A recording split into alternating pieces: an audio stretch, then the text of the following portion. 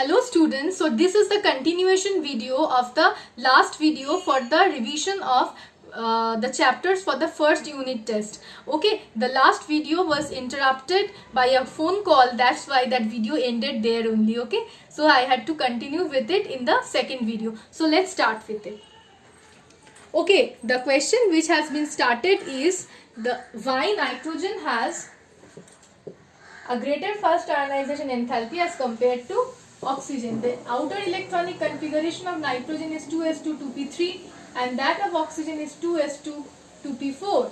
Just consider that nitrogen has 3, means you know that p subshell can accommodate a total of 6 electrons, but nitrogen it has 2p3 here, which means a stable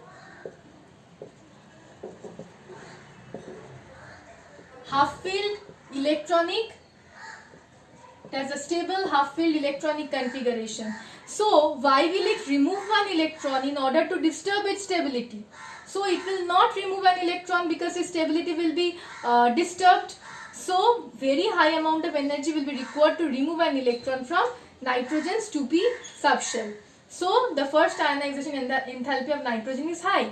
But for oxygen, see, if it removes one electron, it will have a stable electronic configuration of 2p3.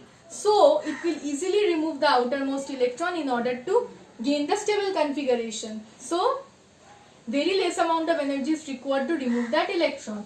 So first ionization enthalpy of nitrogen is greater than that of oxygen. Another question is given that nitrogen has a positive electron gain enthalpy value. Why? Because of the same reason that it has a stable electronic configuration and it will not try to add electron in order to disturb its stability. It will not try to disturb its stability by adding electron. So energy has to be supplied to nitrogen. I repeat, energy has to be supplied to nitrogen in order to add an electron to the 2p subshell. So nitrogen has a positive value of electron gain enthalpy. Okay, the next question is why the electron gain enthalpy of sulfur is greater than that of oxygen. Okay, now sulfur and oxygen. Oxygen is above sulfur. We know that on moving down the group, the electron gain enthalpy value decreases. But sulfur is after oxygen in the group 16. But still sulfur has a greater electron gain enthalpy value than oxygen. Why? Because when electron has to be added to oxygen, it is added to the small sized 2p subshell which already had electrons. But when electron has to be added to sulfur, the electron is added to the large 3p subshell. Oxygen has a 2p subshell which is small. The incoming electron will face electron repulsion or inter-electronic repulsive force. But when an electron is added to sulfur, the incoming electron is added to the large sized 3p subshell of sulfur. So no electron repulsion, or you can say less electron repulsion. Also sulfur has vacant energetically accessible 3d orbitals also.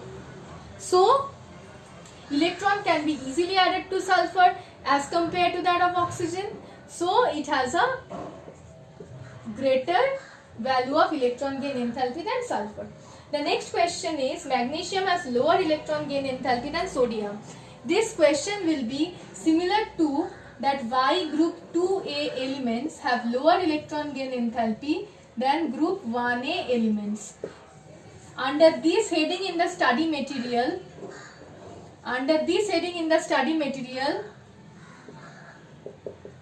you will get the answer of this question. Okay, the next question is that why the second electron gain enthalpy value is positive. The second electron gain enthalpy value is positive because it is very difficult to add an electron to the uni-negative ions. Why? Because that incoming electron faces high inter-electronic repulsive force. This answer is directly there in your study material. Next is explain 2 points in favor of placing hydrogen in group 1A. You can write any 2 points present. This is very easy. You can write univalent nature, electropositive nature, reactivity, anything. Why alkali metals have exceptionally high second ionization enthalpies? Directly given in your study material, 3 different points in the point-wise manner. Why sodium salts show golden yellow flame whereas potassium salts show lilac or pink violet flame in the flame test? It is clearly explained in your study material as well as the video, means the respective video. There I have written for all the elements, but here you will just compare sodium and potassium. You will just leave the parts of the other metals. Lithium burns in oxygen to form lithium monoxide only, whereas sodium forms sodium peroxide. This you can say the small size of lithium plus ion, so the positive charge is concentrated on lithium. As a result, it forms lithium monoxide, whereas sodium has a larger size as compared to lithium, so the positive charge is a bit diffused as compared to lithium, so it forms peroxide. The answers are quite clearly explained in your study material. Just check the study material. There in the study material I have shown for lithium, potassium as well as sodium. Here you will just compare sodium and lithium. Sorry, lithium, potassium and sodium is written. All the 3 are written in your study material. You will just compare with lithium and sodium. Just leave the potassium part. Why the stability of hydrides decreases down the group? Clearly there in your study material. Why lithium fluoride is insoluble in water? Because lithium fluoride has high value of lattice energy. I have told you all that lattice energy is inversely proportional to the solubility. So if a salt has a high lattice energy value, then it will have low solubility. Okay, next question is that state the sequence of melting points of chlorides of alkali metals directly in your study material. Name 2 complex hydrides of alkali metals which are good reducing agents. What are the 2 complex hydrides which I have told you about? Lithium aluminium hydride and sodium borohydride. Both these are used as reducing agents in organic synthesis. Next is draw the structure of BeCl2 in the solid state. The structure which is there in your study material, you will draw that structure for the solid state.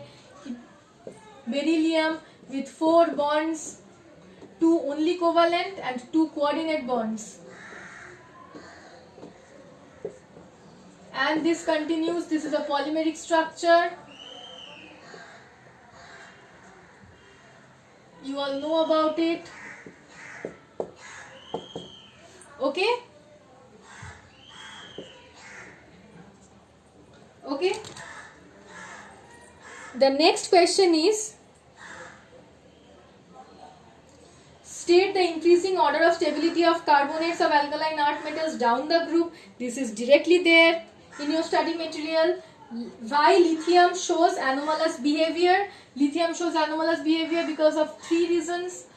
This is also there in your study material, but still I am showing small lithium plus ions, small size of lithium and lithium plus ions.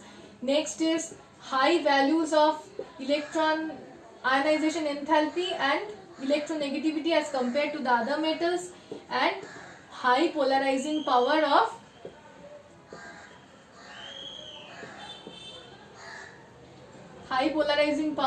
lithium plus. Okay, so I have told you earlier only that maximum answers are there in your study materials directly given.